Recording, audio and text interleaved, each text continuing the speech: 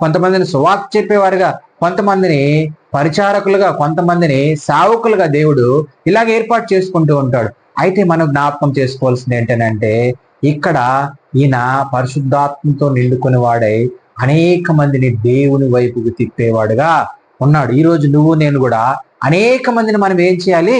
దేవుని వైపు తిప్పగలగాలి. కిందకు చదువుమా. మరియు అతడు తండ్రుల హృదయములను పిల్లల తట్టుకును,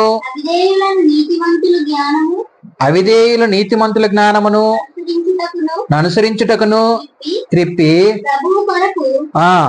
ఆయత్తపడి ఉన్న ప్రజలను సిద్ధపరచుటకు ఏలియా యొక్క ఆత్మయు శక్తియు గలవాడై ఆయనకు ముందుగా వెళ్ళును గనుక నీకు సంతోషము మహా ఆనందము కలుగును.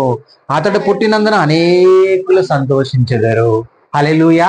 అతను పుట్టినందున అనేకులు ఏం చేస్తారంట? సంతోషిస్తారంట.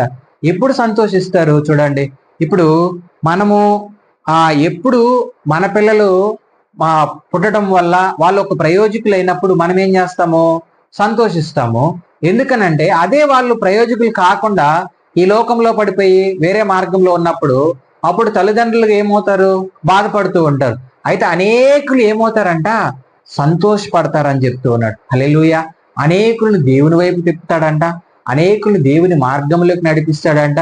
ఈరోజు మనం అనుకుంటూ ఉంటాం కానీ మన పిల్లల్ని గొప్ప గొప్ప ఉద్యోగాలు చేయాలి, గొప్ప గొప్ప హోదాల్లో ఉండాలనుకుంటూ ఉంటాం కానీ నువ్వు అనేకులను దేవుని వైపు తిప్పుటికే నిన్ను నన్ను దేవుడు ఏర్పాటు చేసుకున్నాడు.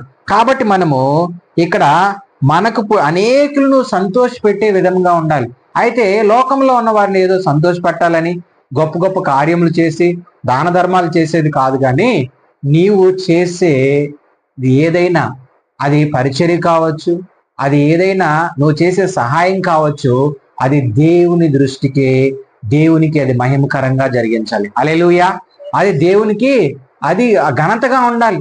నీకు ఘనతగా నువ్వు ఎంచుకోకూడదు. అందుకే ఇక్కడ అంటూ ఉన్నాడు ఏంటంటే అనేకులు సంతోషించెదరు. హల్లెలూయా. అప్పుడు జకర్యాకి ఈ దూత చెప్పిన తర్వాత ఒక డౌట్ వచ్చింది. అయ్యా, నాకు వయసు అయిపోయింది, మా ఆవిడికి వయసు అయిపోయింది కదా, ఇప్పుడు మేము ముసలి వాళ్ళము, నా భార్య బహుకాలము గడిచిందని ఆ దూతతో చెప్పగా, దూత నేను దేవుని సముఖమునందు నిలుచు గాబ్రియేలును నీతో మాట్లాడుటకును ఈ సువర్తమానము నీకు తెలియజేయుటకును పంపబడితిని. హల్లెలూయా. ఏ వర్తమానం అంటే ఇది? సువర్తమానమును నీకు తెలియజేయుటకు నేను పంపబడినాను. నేను ఎక్కడుంటాను?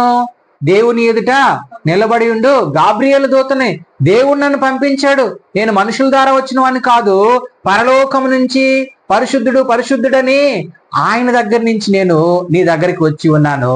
ఎందుకనంటే పరలోకములో ఉన్న తండ్రి నీ ప్రార్థన విని ఉన్నాడు. హల్లెలూయా. ఈ రోజు దేవుడు నీ ప్రార్థన వినిపోతూ ఉన్నాడు. నువ్వెన్ని సమస్యల్లో ఉన్నా, ఎన్ని బాధల్లో ఉన్నా, ఇలాంటి పరిస్థితుల్లో ఉన్నా కూడా సరే దేవుడు నీ ప్రార్థనకి సమాధానం ఇవ్వబోతూ ఉన్నాడు. ఎవరో ఒక సేవకుల ద్వారానో, వాక్యం ద్వారానో, దేనో ఒక ద్వారా దేవుడు ఏం చేస్తాడంటే నీ ప్రతి సమస్యను తీర్చగలిగిన వాడు ఒకే ఒక ఆయన ఉన్నాడు. ఆయన నజరేయుడైన యేసు క్రీస్తు ప్రభు వారు. నువ్వు ప్రార్థన చేయి, వాక్యం చదువు, మోకాళ్ళే ఆయనకు ప్రార్థన చేయి. ఆయన దగ్గర సమాధానము నువ్వు ఖచ్చితంగా పొందుకోగలుగుతావు. ఇక్కడ వీళ్ళు ప్రార్థన చేస్తారు. వీళ్ళు ప్రార్థన విని పరలోకం నుంచి దూత ఈ భూమిపైకి వచ్చింది. అయితే వీళ్ళకి చెప్తున్నా వీళ్ళు ఏం చేస్తున్నారు? డౌట్ కలిగి ఉన్నారు. అప్పుడు గాబ్రియేలు దూత చెప్తుంది, నేను దేవుని సముఖమున ఎదురుగా ఉండే గాబ్రియేలు దూతను, నేను ఈ రోజు సువర్తమానమును మీ దగ్గరికి తీసుకొచ్చాను. మీకు కుమారుడు పుట్టబోతున్నాడు. ఆయన యోహాను. ఆయన దేవుని దృష్టికి గొప్పవాడై ఉంటాడు. ఆయన ఏ మద్యమును ఏ ద్రాక్ష రసమును తాగనవాడై ఎల్లప్పుడూ పరిశుద్ధాత్మతో నింపబడి అనేక మంది ప్రజలను దేవుని దృష్టికి దేవుని వైపుకి తిప్పుతాడని చెప్తున్నాడు. హల్లెలూయా. చూడండి, నీకు కుమారుడు పుట్టడం వల్ల అనేక మంది ఏమవుతారు? సంతోషిస్తారని చెప్తూ ఉన్నాడు. కాబట్టి ఆ దూత ఎప్పుడైతే చెప్పిందో చూడండి, వెనక్కి 20 వచనం చదువమ్మా.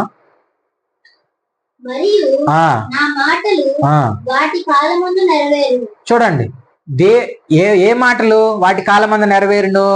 గాబ్రియేలు దూత చెప్పిన మాటలు ఏ సమయములో యోహాను ఈ భూమిపైకి రావాలో ఆ సమయంలోనే దేవుడు ఈ భూమిపైకి తీసుకొస్తాడు. ఏ సమయంలో నువ్వు రక్షింపబడాలో, ఏ సమయంలో నువ్వు సంగమును కట్టాలో, ఏ సమయంలో నువ్వు ఇతరుల్ని ఆ దేవుని వైపు తిప్పగలవో ఆ సమయం వరకు నువ్వేం చేయాలి? వెయిట్ చేయాలి, ఎదురు చూడాలి. అంతేగాని తొందరపాటే నిర్ణయాలు తీసుకుంటే దేవుని చిత్తమును నెరవేర్చలేము. అందుకే మరియు నా మాటలు వాటి కాలమందవి నెరవేరును, నీవు వాటిని నమ్మలేదు గనుక ఈ సంగతులు జరుగు దినము వరకు నీవు మాట్లాడక మౌనమైందునని అతనితో చెప్పాను. హల్లెలూయా.